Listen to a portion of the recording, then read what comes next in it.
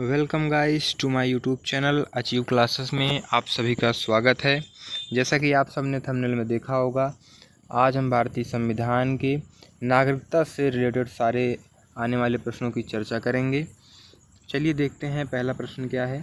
पहला प्रश्न है, नागरिकता प्राप्त करने व खोने के विषय में विस्तार से चर्चा कहाँ की गई है। तो इसकी जो चर्चा की गई है 1955 के नागरिकता कानून में की गई है। Option number A is the correct answer. अगला प्रश्न देखते हैं, प्रश्न नंबर 2, कितने वर्षों तक लगातार बाहर रहने पर नागरिकता समाप्त हो जाती है। तो लगातार 7 वर्षों तक बाहर रहने पर नागरिकता समाप्त हो जाती है। अगला प्रश्न देखते हैं, प्रश्न नंबर 3, नागरिकता प्राप्त करने के लिए शर्तें निर्धारित करने वाला सक्षम निकाय कौन सा है। नागरिकता प्रदान करने वाला शर्तें निर्धारित करने वाला सक्षम निकाय जो है वो संसद होता है। Option number C is the correct answer. चौथा प्रश्न देखते हैं, भारत की नागरिकता निम्नलिखित में से किस प्राप्त की जाती है। तो जन्म से, वंशानुक्रम से, देशीयकरण से। ये सारे ऑप्शन सही हैं, तो option number D is the correct answer, उपयुक्त सभी। प्रश्न नंबर 5वां देखते हैं, नागरिकता संशोधन अधिनियम 1992 के अनुसार भारत में 92 में के अनुसार क्या है, भारत के बाहर पैदा होने वाले बच्चों को यदि उसकी माँ भारतीय है उसे भारतीय नागरिकता प्राप्त होगी। Option number A is the correct answer.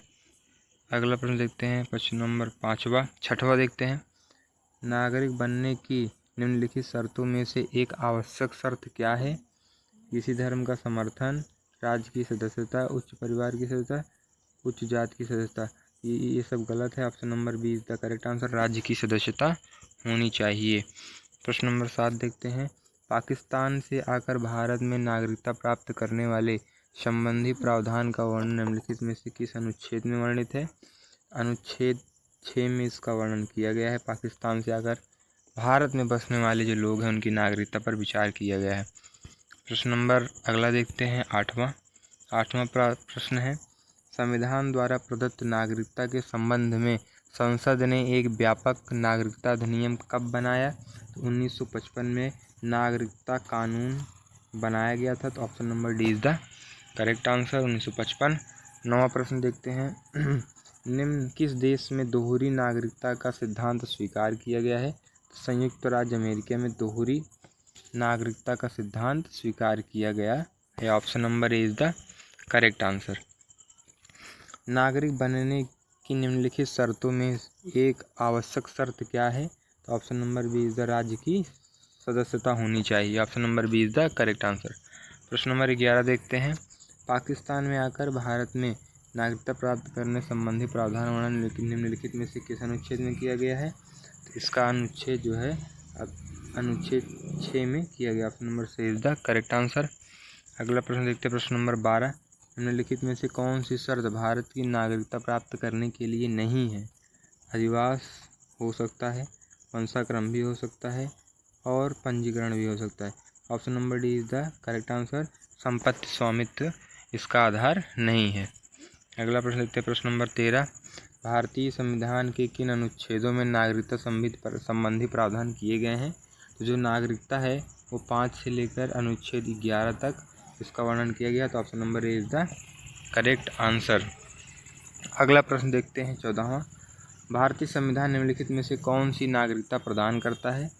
भारतीय संविधान जो है वो एकल नागरिकता प्रदान करता है कि एक बार में आप एक ही देश के नागरिक हो सकते हैं। यदि आप किसी दूसरे देश के नागरिक हैं तो आप भारत के नागरिक उसी समय नहीं हो सकते। Option number B is the correct answer. अगला प्रश्न देखते हैं, प्रश्न नंबर 15, किस अनुच्छेद के तहत संसद को नागरिकता के संबंध में कानून बनाने का अधिकार प्रदान है। अनुच्छेद 11 के तहत संसद नागरिकता के संबंध में कानून बना सकते हैं। Option number C is the correct answer. 16वां प्रश्न देखते हैं, देशीयकरण द्वारा नागरिकता प्राप्ति एक तरीका क्या है। इसमें क्या है, विदेशी पुरुष से विवाह करने पर देशीयकरण द्वारा नागरिकता प्राप्त करने का एक तरीका है। Option number D is the correct answer. अगला प्रश्न देखते हैं, प्रश्न नंबर 17, भारतीय संविधान में नागरिकता के प्रावधान कब लागू किए गए। नागरिकता के प्रावधान 1949 में लागू किए गए। प्रश्न नंबर 18वां देखते हैं, ऐसे सभी व्यक्ति जो या उसके पश्चात भारत में जन्म ग्रहण किया हो उन्हें जन्मजात भारतीय नागरिक समझा जाएगा। 26 जनवरी 1950 के बाद जो भी भारत में पैदा हुआ है वो जन्मजात भारतीय नागरिक समझा जाएगा। Option number B is the correct answer. प्रश्न नंबर 19 देखते हैं। भारतीय नागरिकता नहीं प्राप्त की जा सकती, देशीकरण द्वारा प्राप्त की जा सकती है, किसी भूभाग के सम्मेलन द्वारा भी प्राप्त की जा सकती है, भारतीय बैंक में धन जमा करके नहीं, जन्म द्वारा भी प्राप्त की जा सकती है। Option number C is the correct answer. Bank में धन जमा करके आप नागरिकता प्राप्त नहीं कर सकते। प्रश्न नंबर 20वां देखते हैं। भारतीय संविधान के अंतर्गत भारत के नागरिकों को वे कौन से अधिकार हैं जो गैर नागरिकों को नहीं है। कुछ सार्वजनिक पदों की पात्रता, ये भी ठीक है। संसद व विधानसभा में सदस्य होने का अधिकार, इसके लिए आपको भारतीय नागरिक होना चाहिए। और अनुच्छेद 5, 16 और 19 द्वारा प्रदत्त मौलिक अधिकार भी। तो option number D is the correct answer. ये चारों ही सही हैं। अगला प्रश्न देखते हैं। प्रश्न नंबर 21। नागरिकता के लोप होने का एक नियम है, देशद्रोह का अपराध सिद्ध हो जाने पर आप नागरिकता का लोप हो जाता है। Option number A is the correct answer. प्रश्न नंबर 22वां देखते हैं। एक व्यक्ति नागरिकता के अधिकार कैसे खो सकता है, एक कारण हो सकता है। एक व्यक्ति किसी दूसरे देश में 2 महीने के लिए चला जाता है, तो नहीं। एक व्यक्ति दूसरे राज्य की नागरिकता ले लेता है, ये सही है। अगर भारत एकल नागरिकता का सहयोग सपोर्ट करता है, इसीलिए आप एक बार में एक ही देश के नागरिक हो। Option number B is the correct answer. Bharat के एकल नागरिकता की अवधारणा अपनाई गई। इसकी जो अवधारणा है वो इंग्लैंड से अपनाई गई। Option number C is the correct answer. निम्नलिखित में से किस स्थिति में भारतीय नागरिकता समाप्त हो सकती है? त्यागने से, पर्यावरण से वंचित किए जाने से। Option number D is the correct answer. चारों ही हो सकते हैं। प्रश्न नंबर 25 देखते हैं।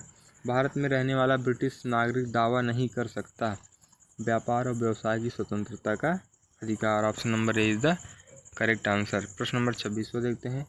नागरिकता के लोप होने का एक नियम है, अभी हमने कराया, देशद्रोह का अपराध सिद्ध हो जाने पर आपकी नागरिकता समाप्त हो जाती है। Option number B is the correct answer. प्रश्न नंबर 27 देखते हैं।